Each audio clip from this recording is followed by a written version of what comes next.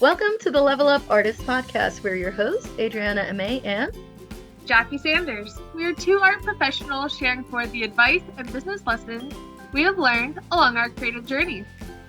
We talk to artists, leaders, and professionals to demystify the creative process and discover new ways to succeed as a career-minded artist. If you find value in these conversations, please go ahead and subscribe. This will help other creatives like you find our podcast, and you will be notified when we drop a new episode every Tuesday. So on today's episode, we are so excited. We have a guest, multidisciplinary artist, works in ceramics, works in fiber arts, all kinds of cool stuff. Sara Torgison. Welcome, Sara. Hello, thank you. I'm so glad to be here. We're very excited to have you. We're going to be discussing your artist trajectory, how you balance multiple roles, as well as recording a bonus segment on building career momentum for our podcast supporters at levelupartist.com. But real quick, before we go ahead and dive into the fun conversation, let's go ahead and share a little bit more about your background for our listeners who may not be familiar with you or your work. At least not yet, but they should after this. So Sara is an interdisciplinary artist working between ceramic, fiber, and found materials. Her work builds into and extends finite and fragile surfaces to emphasize and inhabit marginal spaces. Strange alliances formed in passages between hard and soft substances are resonant of the shifts inherent in navigating public and private life and the distance between self and other. The action of configuring bridges in transitional zones draws upon traditions of mending and maintenance as a continuous collaborative process, which we'll definitely dive into that a little bit. Sara received an MFA from the University of Cincinnati. Department of Design, Architecture, and Planning. Woo, that's a mouthful. And a PFA from Cal Poly in Arcata, California. She's currently a visiting ceramics faculty member at Miami University in Oxford, Ohio. Confusing because it says Miami, of course. And works as a preparator at the Cincinnati Contemporary Art Center. She has also participated in various artist residences. Hey, Penland, that's where we met. And workshops, including course, the winter residency at Penland, where she got a distinguished fellowship. That was earlier this year in 2024. Sara received a 2023 Ohio Arts Council Creative Experience Grant and the 2024 Michael Orbach Fellowship of Excellence in Visual Arts. I hope that was okay pronunciation there. Excellent. And of course, that is the very formal introduction with all of the wonderful accolades. But for our listeners, how would you describe your work for someone who has never seen it before, especially if they're driving their car, they can't find you on Instagram quite yet? How would you describe your work?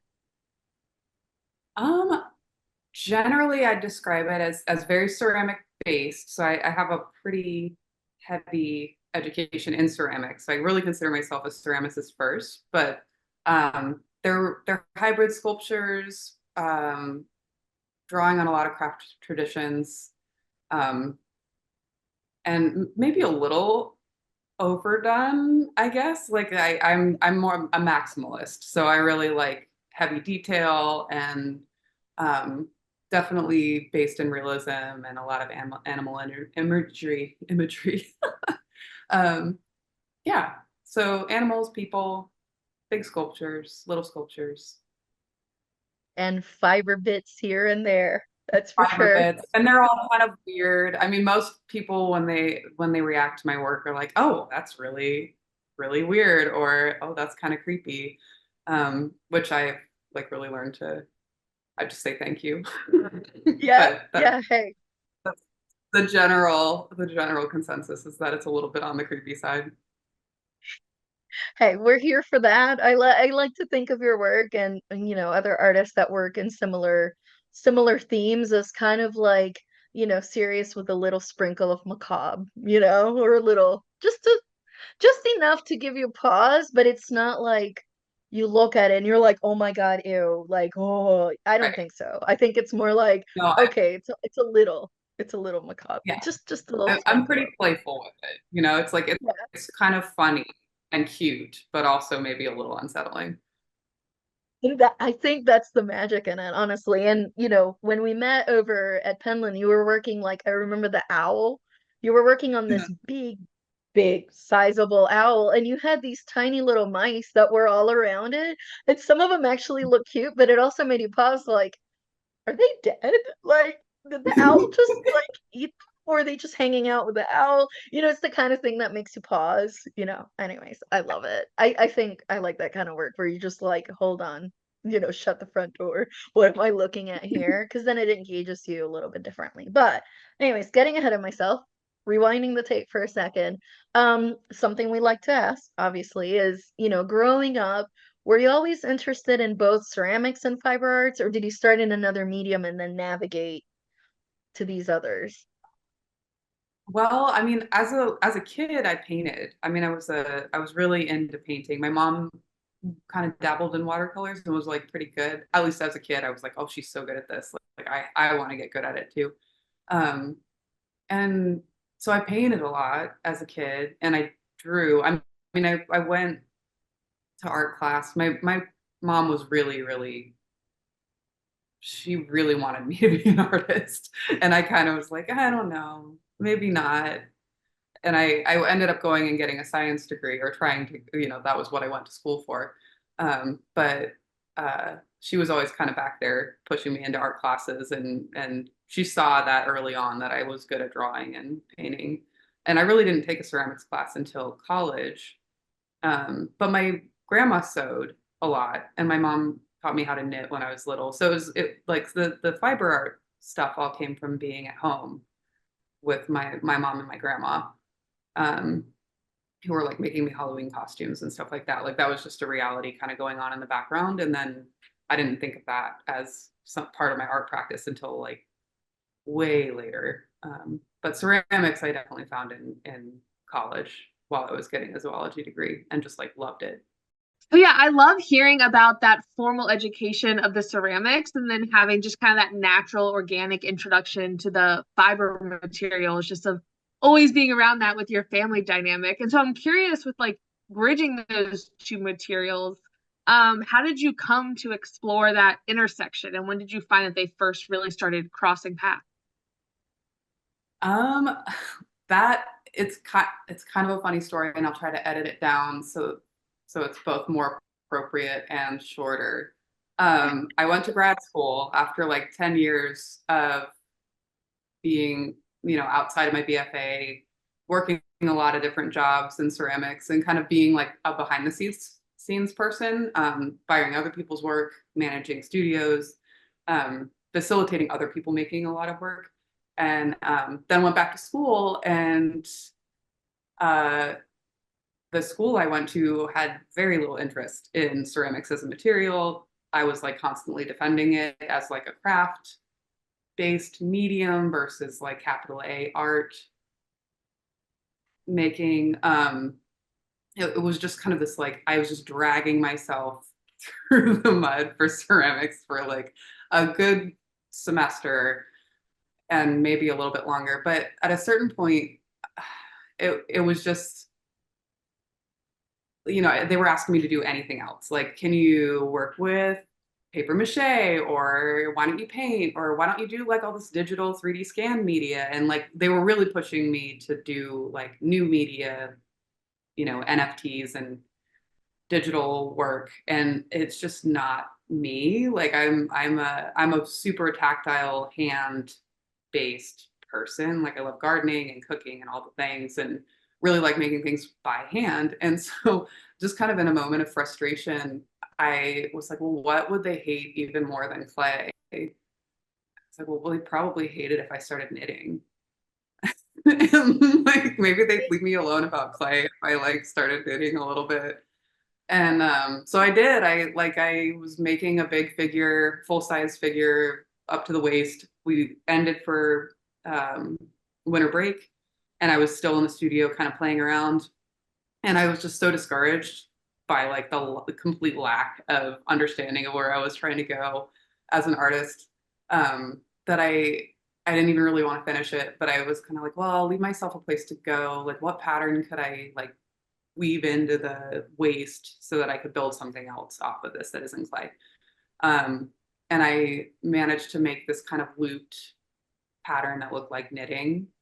And I was like, oh, that's kind of cool. Like I actually really enjoy this texture. And then I went home for break, and I mean, not home, like I live where I went to school, but I like came back to my house and was sitting around, and I like knit this full-sized human waist up thing. Oh, Um, out of yarn, and attached it to this sculpture from the waist down. And we got back from break, and everybody was like, oh, that's kind of cool. That's like a little bit interesting. Like, and they like let me have it kind of from there on out. It was enough different. And I think they realized that I just was not going to budge much on like Mhm. craft. Like that's how I make things.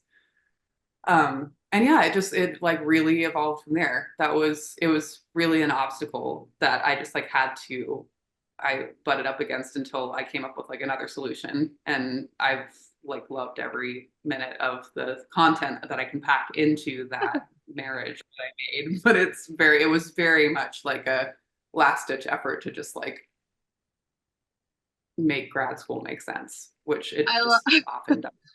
I love that. I think those like acts of defiance, especially when it comes to, we talk a lot about with fellow artists that have been on the podcast about just like the institution of art schools, whether undergrad or grad school, and just the whole range of experiences that artists have in them.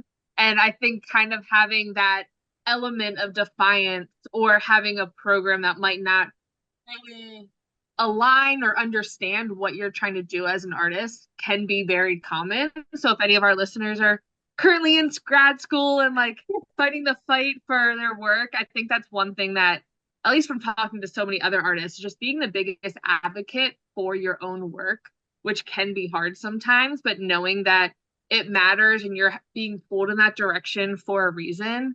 But also that like so many different programs are like have different focuses, and they're like, oh well, we want everyone to do like tech and digital work and 3D animation, and you're just like, that's just Like, not gonna be my journey, and I'm just going this other way. So I honestly love that little act of defiance.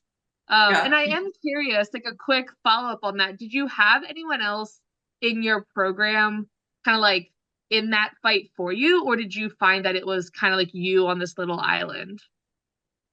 I mean, there were a couple of professors that were like quietly like, this is kind of cool, but like, could you make Yeah, it bigger? You know, like they weren't completely just like shutting me down. right. There was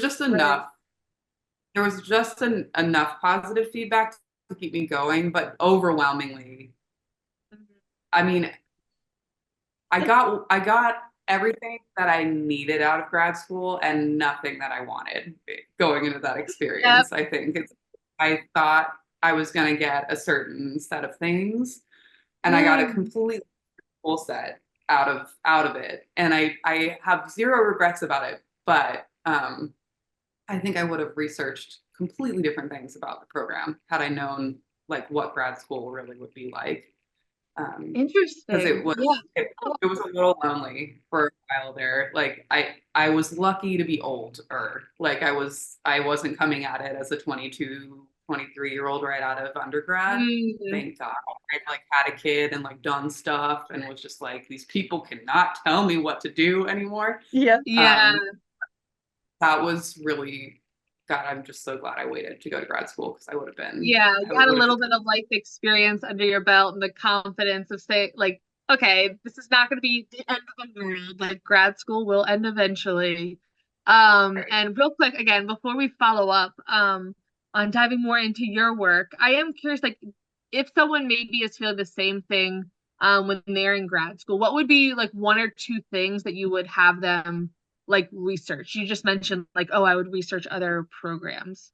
A little bit of a rabbit hole, oh, but I think that's really helpful. Like make sure that there's a professor that like works in the same medium that you do, or like, 'cause I know that was a big thing for my master's program as well. honestly, it was like I did research on the people that were in my medium, but I certainly didn't like like for some reason didn't realize I was going to be working with everybody. And like if Mm. everybody else in the program does something that you don't understand, they're probably going to not understand what you do either. And that's not to say that there's not really great things that can come out of that like disconnect. Like happened to me, lots of really, really amazing things came out of those like obstacles of people just being like, I don't understand what you're doing. But it is like really crucial for you to have somebody in your corner, at least a person, but probably like a couple, even if it's in a different discipline, that is going to kind of understand where you're coming from.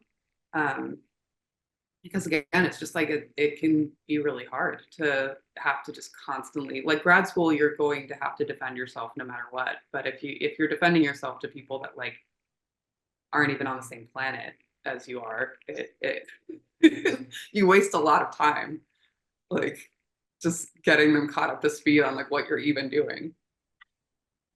That is hilarious. Not even on the same planet. Well, that's good to know. That's definitely good advice.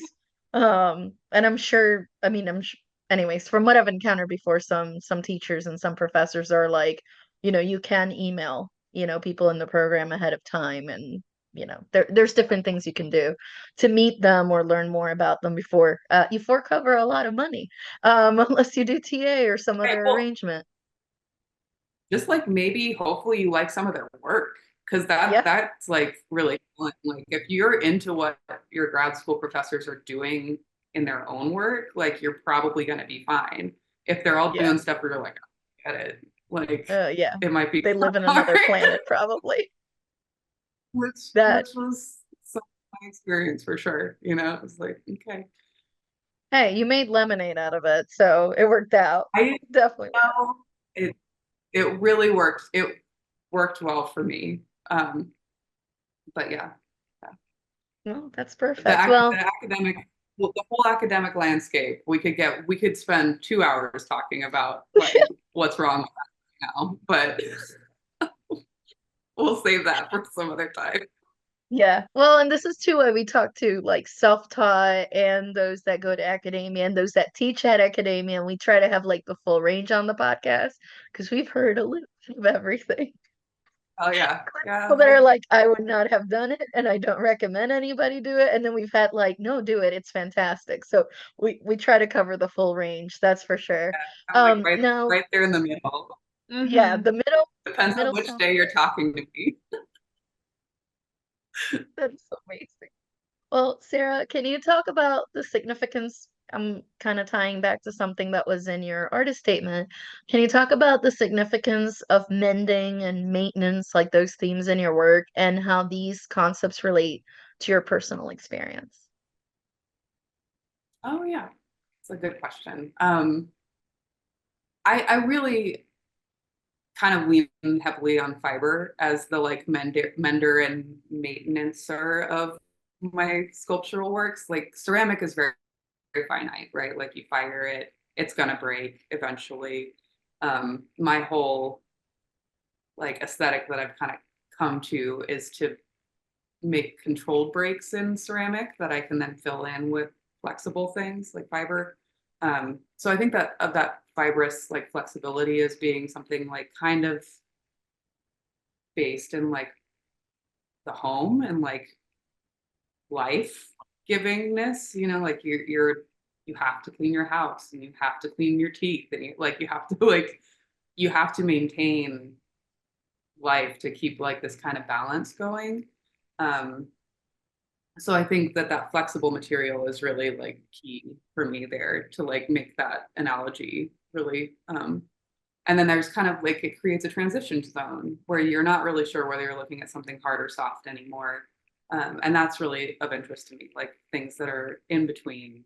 Um, there's kind of like that dissonant moment where you're not totally on level ground, that I'm always Yeah. exploring. Yeah, and I'm hearing too, like, how there's this kind of preconception of like textile arts being more domestic. So you also bring the mending into question. It just makes me think of like how the more quote unquote non-domestic commercial world, something breaks, you replace it. But like the more Right. like there's a lot of mending art that has been lost over time that now is hot again, right? You know, there's people doing like the different Japanese stitching to mend their jeans just because it looks cool, you know, which is awesome. Or they'll do Right. like the strip rugs, what is it, the rag rugs or things like that, right? Like they're bringing some of these things back. And I think a lot of it got resurgence during COVID, obviously. No surprises there. We're all stuck Oh yeah, in. y'all just need it. Um, yeah, it's like you're already there, might as well, and you can't go out. Who knows when, you know. That was kind of apocalyptic to a certain extent. So it brought a lot Right. of that back, and I think it broke some of those barriers. But anyways, I did want to put a pin on that. I found that interesting of like, you know, how the mending ties back in to maybe like a more domestic life. And then textiles definitely have that association of being domestic and Right. female on top of that. And then the softness, more female. Ceramics, it depends what it looks like, could be either. But then I love that idea, and I got to see some of these in person. So, guys, anybody that's listening, please check out Sarah's work. I love how some of your pieces, some of the ones I got to see in person as you were creating them, you also had this almost like an illusion going of like you have the ceramic and then it starts to mimic something like fiber, but it's not. It's definitely ceramic all the way through. But then when you add the fiber in and color match it, your eyes like have a hard time knowing when the ceramic stops and when the fiber, and then you'll have somebody asking like, "Wait, is that whole thing ceramic?" Like, what just happened? I don't know. I love that idea of like how Yeah. you're mixing not just the textures, but also it could be that conversation of like, you know, the yin and the yang and, you know, kind of like the softness and the hardness and yeah. Anyways, sorry. Yeah. And Go I on, think continue. that's a big, like, it's a lot about like both and, I think, is how I Yeah. think about everything. But I'm really more interested in, I'm less interested in dichotomies and more interested in like how they exist together. Because Yeah. I feel like life is super polarized. Like everything is like so fast and everything's a snap judgment. And it's like really, I Black or like the white. trick, Yeah. having to slow people down. Like, what am I really looking at right now? Um, but yeah, I think fiber art is definitely, it's having a moment. Um, and the thing about like that kind of domestic based maintenance stuff is it's not like glamorous. Like historically, it's not been glamorous work. Like it's been something that nobody really paid much attention to, and everybody wrote off as like, oh, that's something that like poor people have to do. Like if you can't buy a new thing, like you have to fix it. Um, but here we And they are in like forget that back in the a day, everybody mended, even the rich mended. Like right, you and had maybe four if there dresses. we wouldn't have landfills overflowing with junk. You know, it's like we've kind Exactly. of, there's a huge political statement in really glorifying mending and maintenance as like the most important things you can do and probably where like life really happens. So, I love that. Ooh, yeah. I love that so much. Yeah, I love the thinking about it in that way. And I am curious, I mean, kind of maybe filling in some of the time between grad school and then where your work is now. Obviously the concepts behind your work are so intricate and interesting. There's so much richness there. But were there any like pivotal moments in either like the development of your work or a specific like mentor that maybe made a big impact on you in your creative development? Oh, yeah, I gosh, so many people like non-artists. Like I really think that um, relationship with other people is probably like the main driver in my work. Just how like those interactions, even if they're super tiny, you know, finite experiences. But as far as like art mentors, before I went back to grad school, I was actually working at Rosewood Art Center in Kettering, Ohio, which is like a suburb of Dayton. So kind of out in the in Ohio as that exists as a place, and managed to get Beth Kavner to come do a workshop there. And like they asked me like, who would you bring? You could bring anybody to do this workshop. And I was like, oh, I mean, I'd bring Beth Kavner, but there's no flipping way she's ever coming out to like She's Dayton, Ohio. amazing. Yeah, right. And like I think I cold emailed her like, hey, so we have like some money, you know, like please consider this. And she got back to us and was like, yeah, like here's my rate. I can come for 3 days. And so she came out and I like got to hang out with her, which was amazing. And she's, you know, like known for being like super generous with all of her knowledge. Like she's an incredibly driven and also incredibly generous person. And she was kind of like, what are you doing?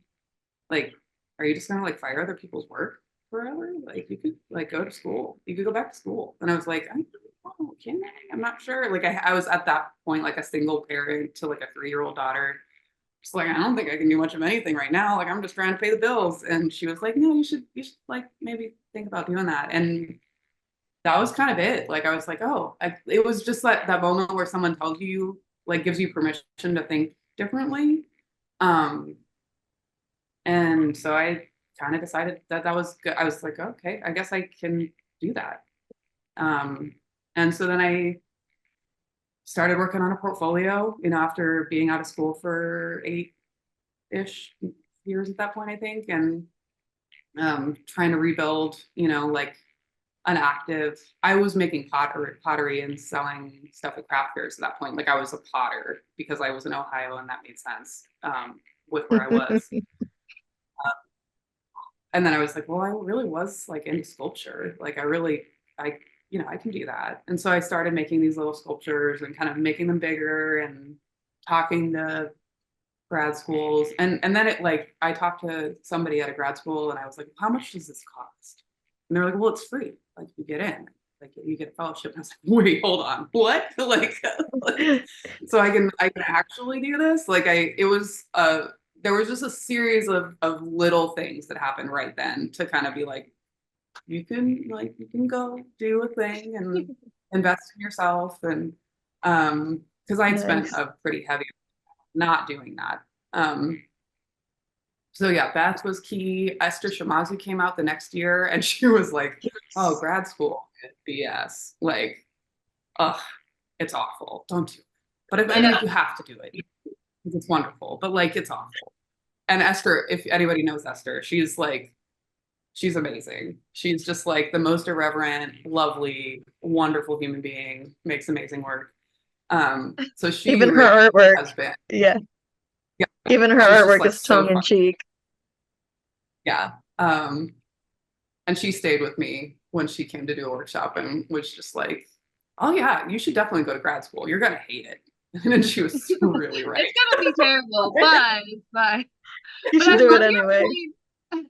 I love your point though about 'cause I think a lot of the time, even myself included, sometimes I can think of like, oh, mentorship has to be this like very formalized thing where you're meeting with someone on a regular basis and they're giving you constructive feedback all the time. But I love your point that like creative mentors throughout our journey are just a series of these little moments of giving you permission to do this, or they see something in your work and they phrase it one way that just unlocks something for you. They're almost like, I think of like a pinball machine where you're just like hitting off all these bumpers and generally going in the right direction. And some people you're like, we're on this big tunnel and we're gonna be together for a while. Other times just like one ricochet off and then you're going in a new direction. But I love that, especially for many of our listeners who maybe are in school right now or they are not in a formal art program. They may feel discouraged, thinking, oh, I need to have a mentor. But there can be these little moments or different levels of I guess formalism with mentorship that can really still have such a profound impact on your creative work. I love that. Oh Yeah. yeah. Well, and that leads me perfectly into the next question because like a comment that I heard from a few people while we were at Penland in the winter residency was like, oh, this is the closest it's gonna feel to a college experience, you know? And I was like, well, I didn't go to art school, so I have no idea what you're all talking about. I did go to business school, and believe me, it was not like that. You know, it was very competitive. And over there, we were just having a great time. Everybody in their own lane doing their own thing, but we could laugh and joke and share ideas and techniques and things like that. But I feel like maybe that is another way for anybody that's like maybe not ready for art school, whether it's BFA or MFA, it's like go take a workshop, go take a residency, which that's kind of like what I Well, want to ask and about. Yeah. yeah, Penland, like as a craft school, like that's really like Cool, that's cool. just like such a magical dream thing, right? Like that's what school should be. Like if you want me to get political about about academia, like I would love to see academia go back to something like a craft school like Penland, like where people are really learning skills, Mm-hmm. Mm-hmm. or that was like somehow more more important than it is currently in academia because it's very important to have like all this conceptual knowledge. At least it was where I went to school in a lot of places. Um, but there weren't a whole lot of people teaching skill or even like uplifting skill as like a valid way to work, like working in a skilled medium. So yeah, like craft schools are amazing and everybody should do that. Like I yeah, you'll learn so much more, like physically learn so much more. Like nobody's going to be busting your brain trying to like help you figure out your work necessarily, which I think is also very useful and valid, but it's more about like the time and the actual studio practice, which if you're not doing that, you don't have anything else. Like there's nothing else to build on. Yeah. Well, and speaking of Penland, the other thing that was different about the version we did, it's the equivalent of an open studio. Like anybody was doing anything, there was no instructor. They were facilitators, but no Right. instructor. So that's, I think, where it leads into the question of, those experiences that you've had, if you've had any that you'd like to highlight with artist residencies and workshops, where perhaps there is an instructor and do you feel like any of them, specifically impacted your work and or your professional growth? Outside of the exclusively academia, I'm thinking mostly of those folks that are either self-taught or they come from a completely different mediums or even just a different world altogether. Like I came from business world. I did not go to anything art other than doing workshops and things like that. But I feel like for a lot of people, I'm always like, trying to encourage them that way first and see how they feel about it because that's not graded. But once you go into graded, it's the pressure is going to be a little bit different, right? Yeah. Yeah, it's definitely like the pressure's different and I think just the I don't want to speak in a like blanket kind of way about this, but I think in a workshop scenario, you're there to learn a thing, like a specific thing, right? Like it's not successful unless you walk away knowing how to do something new. Um, and you could skate through a whole semester of an academic course in ceramics and not learn very much about how to make anything at all, depending on who you've got as an instructor, and what their what their focus is. Um, and I've seen that, and it makes me mad. like, uh, but I think like for speaking from personal experience, like the workshop experiences I've had have been, and I will say that I have maybe never paid for a ceramics workshop, but I've stayed in jobs that were hosting ceramics workshops because I really, at least as a like in my 20s, absolutely like couldn't afford to do anything like that, but I could work at places that could bring in people. So I mean, there were tons and tons of people that came through Cornell Studio Supply where I used to work. Like the first job I had in Ohio when I first moved here is Aaron, who owns it, has been just like chasing down people to do workshops for years. Has like perfected that as like bringing in really, really great artists in ceramics. Um, and I like there was like too many to list, but every single workshop that I've ever kind of been a part of or listened in on, um, I've pulled something from that. And I think just like being like I'll have students that are like, well, I already know how to do that. Like, I don't need to watch that again. It's like, yes, you do. It's a different person. They're going to do it differently. Like, you don't know what they're going to say you know, it might be 30 seconds. It's just like we were talking about with the mentorship, and that like there's these little catalyzing moments in any experience, and particularly in watching like a person who's at the top of their game work, that are just like gold. Like if you're paying attention, that is just like an invaluable thing. Yeah, I agree 100%. That just happened to me at NCCA. Yeah. Just some of the demo artists literally at the top of their game. I mean, I'm just like, I'm not worthy of you.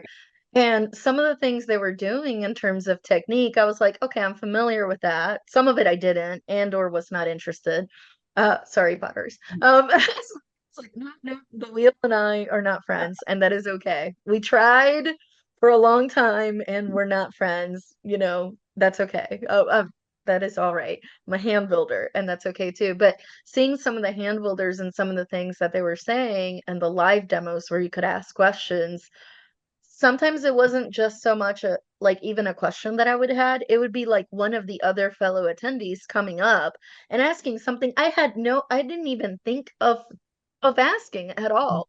And it would just like, I don't know, open the snowball effect in my brain where all the tabs on that browser just open of like, what about this? What about this? Like I had no idea. Oh my God, I gotta search this. This is literally some of them, like Right. Andrea. I was taking notes Uh-huh. on all these different questions that were being just fully absorbed. Like the whole world outside, I don't know what was happening. I don't care. I didn't even know what time it was. Yeah.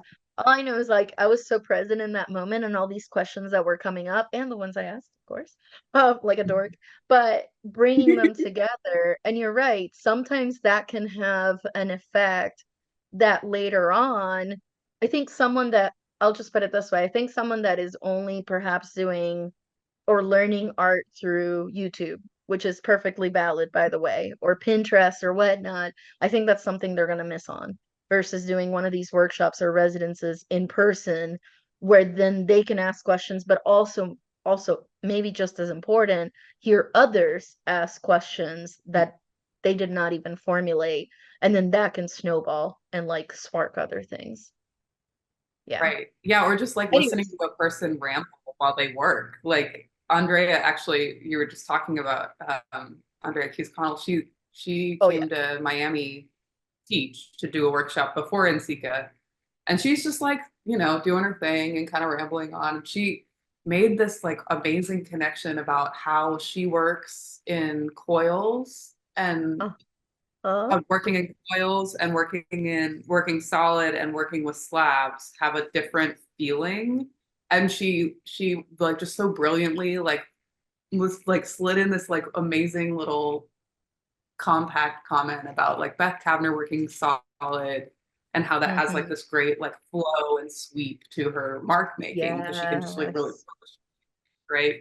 And then Christina Cordova working in slabs, so they're very stoic and they like have kind of a staticness to them because slabs are very like you have to build very um like precisely with them to make them Yeah. work. And then her work is just like very like it's not precise and it's kind of back and forth and moved around and but also like doesn't have as much like voluminous movement as like something that you build solid. And I just like listening to someone who just synthesizing like their thoughts on what how something works and you're like oh that like does make a lot of sense and it's made me think differently about building because I mostly build with coils but like maybe I do want this to feel differently, maybe it needs a slab or maybe I need to build this with like solid and like just like being in the room for someone like musing about that is enough to like send me down this rabbit hole like oh I think there's like something to that, you know, like building in these Yes. different ways me. Yeah. Yeah. No. And for me too, the connection that she was a painter first. And I come Right. from that, like, I mean, that's my main discipline and has been my main discipline and what I'm most excited about since I was little. It's the one thing I've Yeah. done for decades. So her bringing that in and how that tied back into ceramics, this is where, any of our listeners, this is where we're encouraging you to go out there and do more of these workshops because sometimes that is what it's going to spark. It's going to spark these other relationships of like, I had no idea, that she's using a fiber inside her ceramic material to do certain things with it, you're also using a fiber in a much different way. And then Rebecca Hutchinson, we're not going to go into that rabbit hole, but I do want her on the podcast at some point, is also using like plant fibers as well in ceramics. Again, we're not going down that rabbit hole because that's another 2 hours. But it's just like that idea of until you hear them in a workshop setting, this is not graded, folks. You know, like you're going there to learn something. I mean, ours was a conference, but similar in a more workshop setting versus an academia setting, you know, then that's where we're encouraging folks then to try both. Try all of the above if you can. You know? Which actually leads Yeah, me just to show the up. next. Gotta participate. Yeah, go and participate, and yeah, and be open-minded about what other people are going to ask about. That's for sure. Although some things I was just like, I don't know.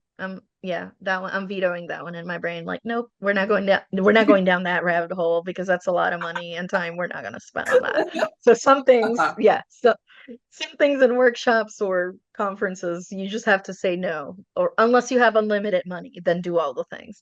But Right, exactly. I was Yeah, like, get oh, in do how I need you a can. 3D print? Gotta sweep the Yeah, floor.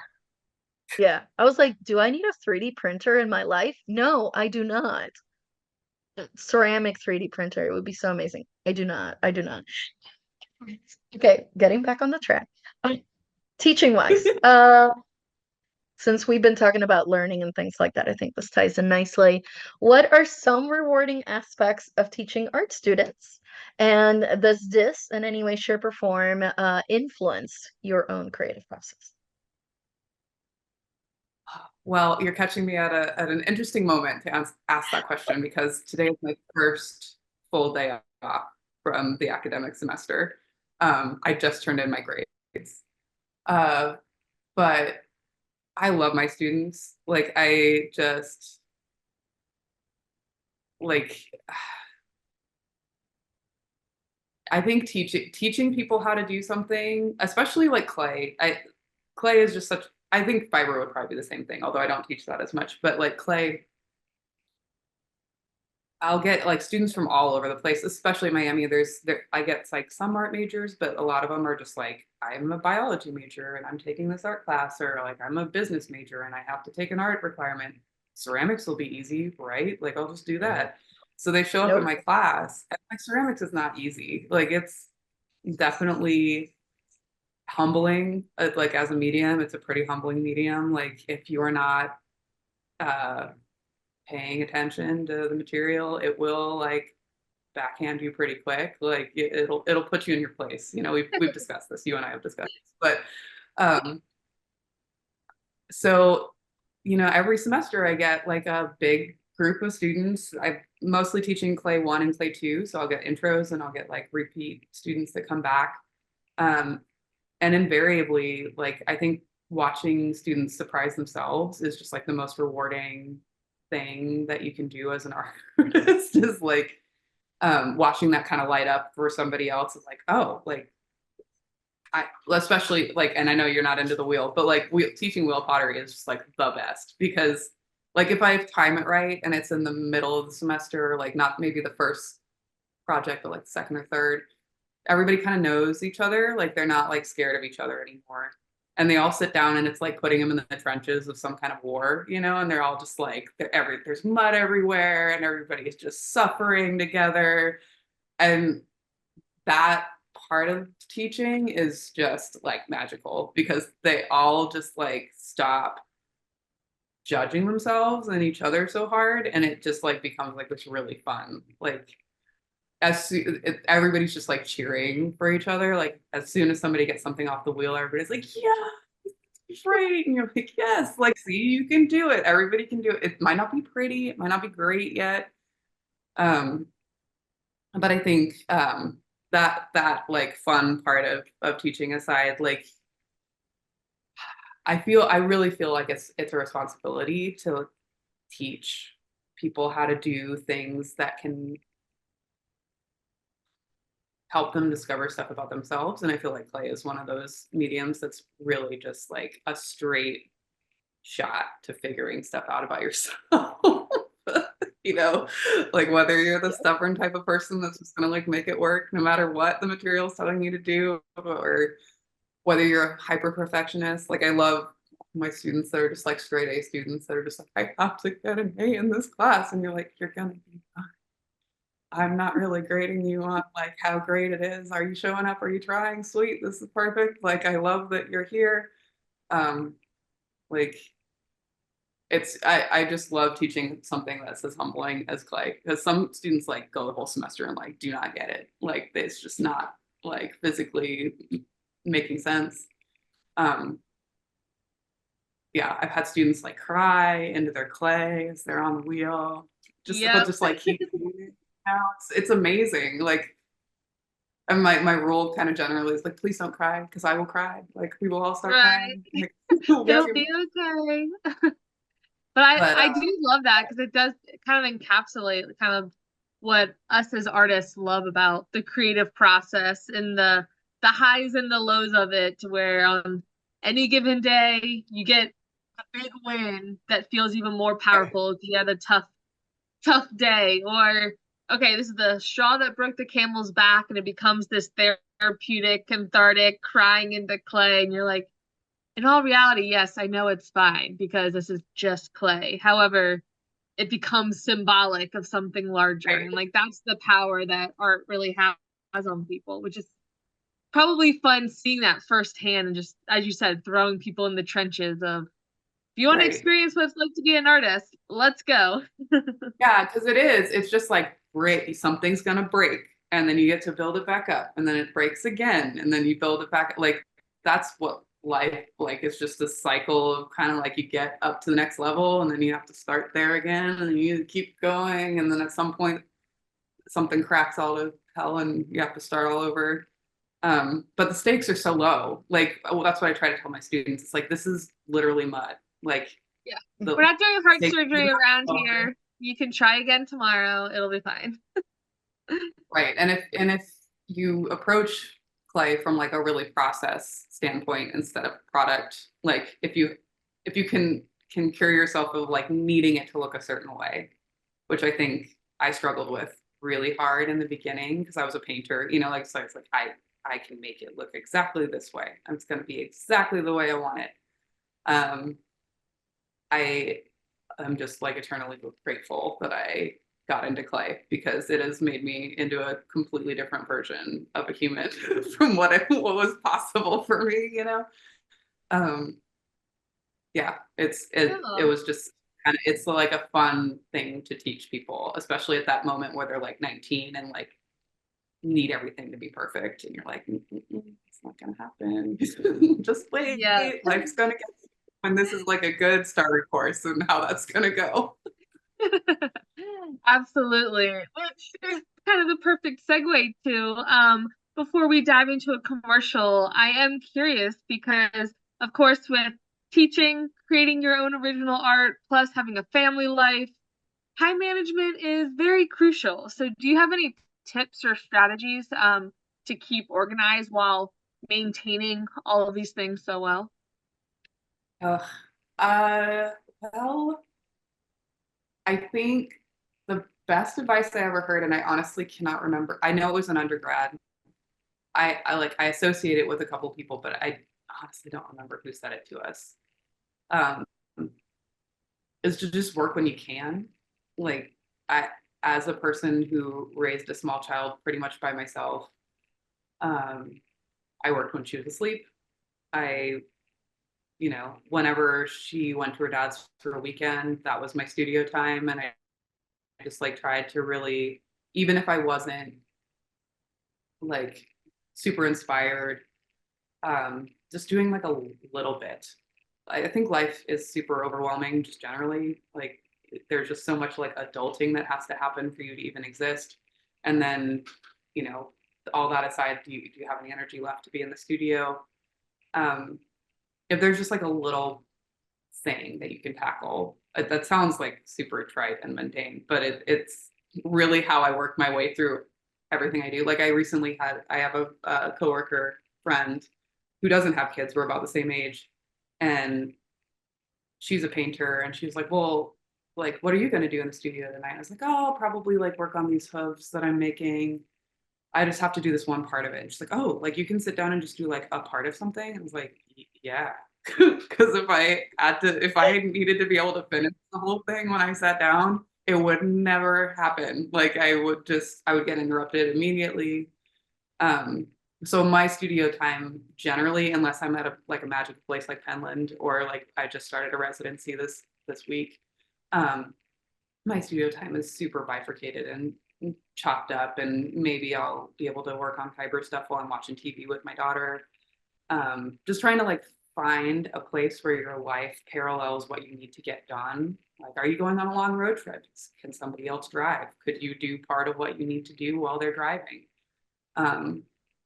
Just trying to be as flexible and not seeing it as like, I'm in the studio. I need to have the perfect music and everything has to be perfectly nulled and clean and everything, like that's just not my life. Like I totally respect, and I'm lightly envious that is some people's lives in the studio, but that is just not, how things function in my life at all. So just kind of trying to figure out where time exists in your life and not burn out while also trying to capitalize on all of it is kind of the key. I don't have the answer for that one. Like I'm right there at like burnout. That's the perfect answer though. That's the perfect answer, because even when people are like, I'm creatively blocked or I don't have 3 hours to be in the studio, we basically tell them, or one of the advice we've always given them is find 10 minutes.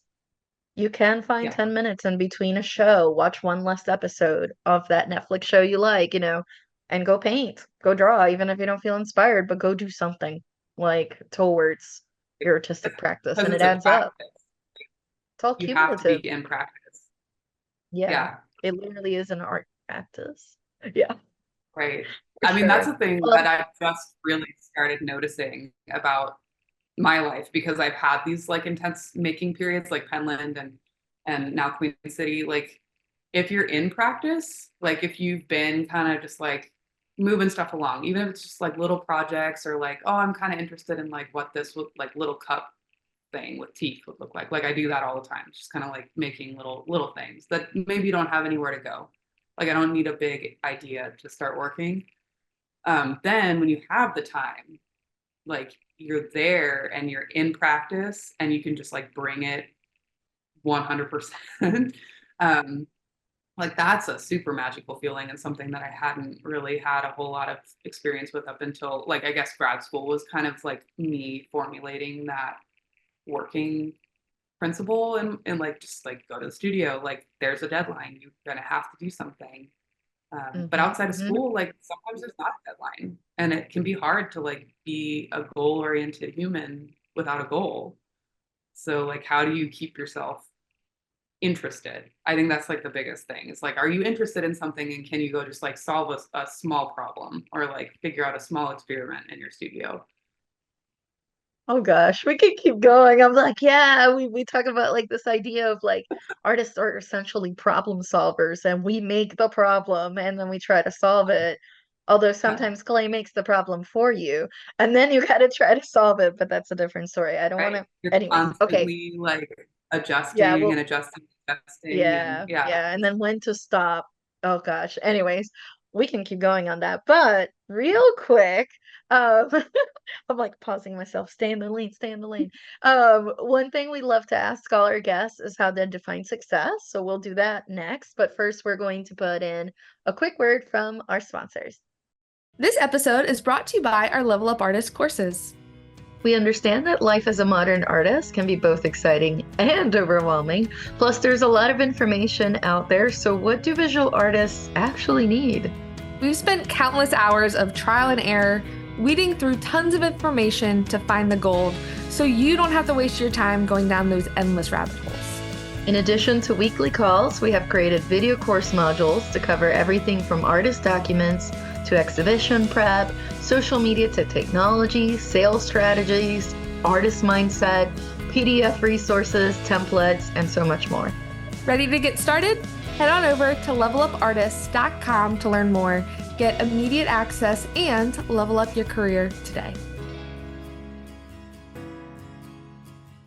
So, Sarah, one question we like to ask all our guests is, how do you define success as an artist? Or in your case, you're both an artist and an art professional because you also teach. But how would you define success? Oh, it's a really good question. And it was the question that like I keep asking myself because I feel like I have to continuously redefine it. Because it seems like every time I attain what I thought was success looked like in this field, I'm like, oh, well, this still kind of sucks. Like, I still have to work all the time. Like, I don't think I like if someone had told me how hard I would have to work at the beginning of all this, just to like maintain, not even to get like forward, right? Like just to kind of maintain, I would have been like, oh, I don't know.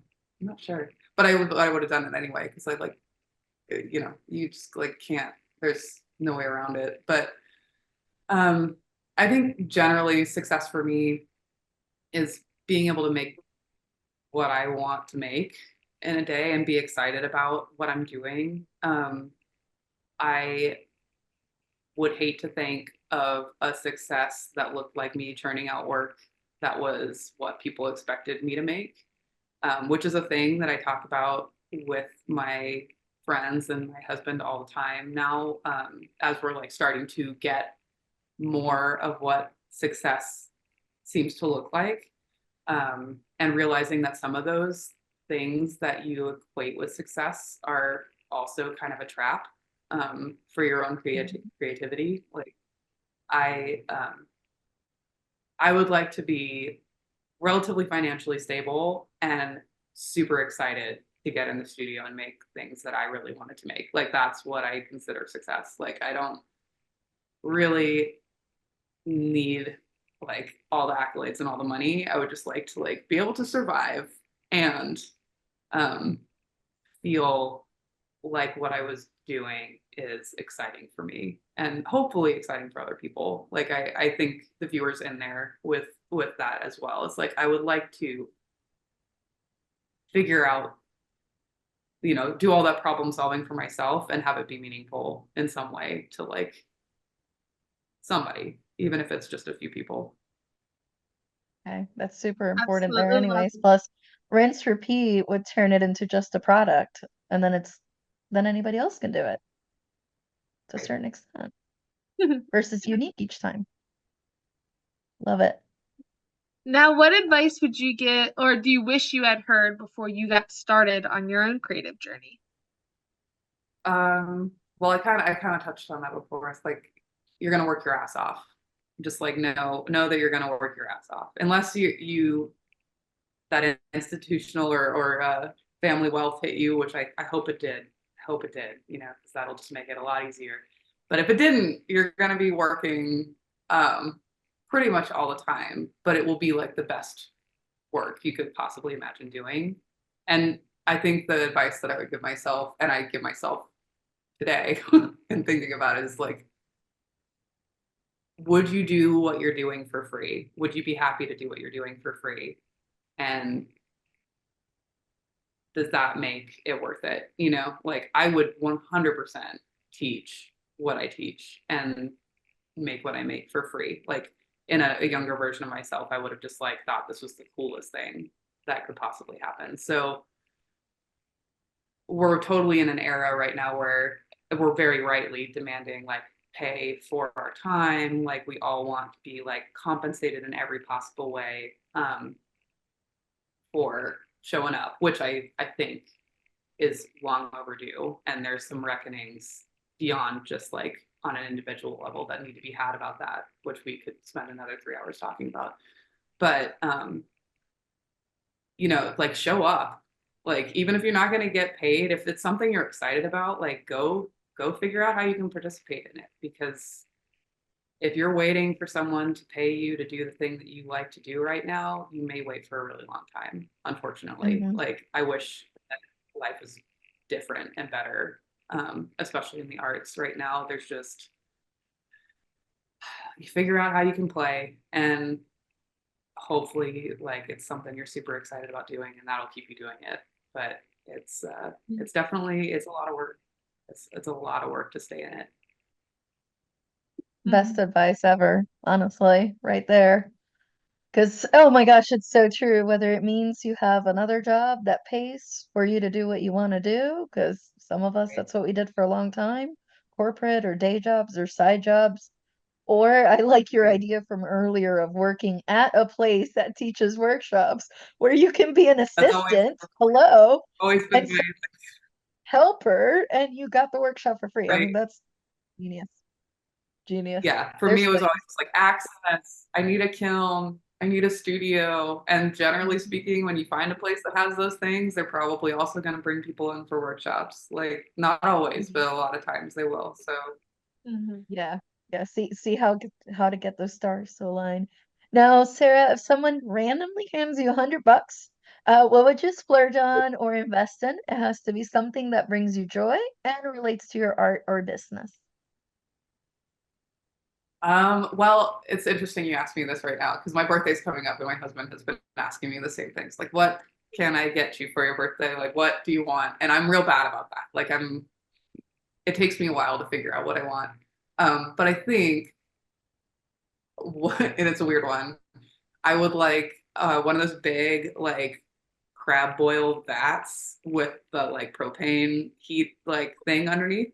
Because I've got this like awesome dye garden really like kicking this year where I'm really like planted a lot of things to experiment with.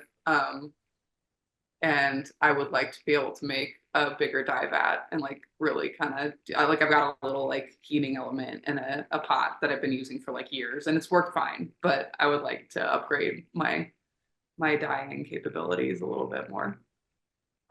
Dyeing more fabrics and more textiles and things like that with plants. That Right. would be so cool. It's gonna happen. Awesome. Now, what exciting projects do you have coming up that our listeners should know about? I think you had mentioned something about a solo coming up, right? We love solos. Yeah, I've got a solo show at the Appalachian Center for Craft in September, um, which I'm really excited about. And I've lined up 2 residencies, one that I just started at Queen City and one at Red Lodge this summer to be able to like make the body of that work. I've already kind of been working on it a little bit. But yeah, I'm super excited about that show. I've kind of graduated from my fixation on lab rats, which is my most recent kind of theme that I was working with into lab sheep. So Yes, that's we what love all the of my lammies. the lamb loaf, yeah, lamb loaf will be featured. I that's what all the dye stuff is for too. Is like I've got all these different because it just made sense. I was like, oh, like again, one day sitting around just like thinking my thoughts, and probably someone said something about sheep, and I was like, oh yeah, those are definitely like a lab animal that we've used to like understand our own biology, and they also have wool, which is like what I'm already using. So I feel like that's kind of like an easy, like low hanging Nice. fruit that I was not Oh capitalizing yeah. on. So yeah, this will be the sheep show. So I'm very excited about all my sheep. Nice. And Awesome. this is in We're Tennessee, excited to right? see it too. So, real quick before we go, how can listeners stay in contact with you after they listen to today's episode? I am mostly active on social media wise in the stratosphere on Instagram.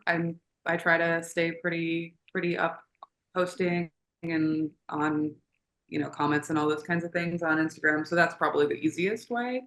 And I'm just Sara Torgison on Instagram.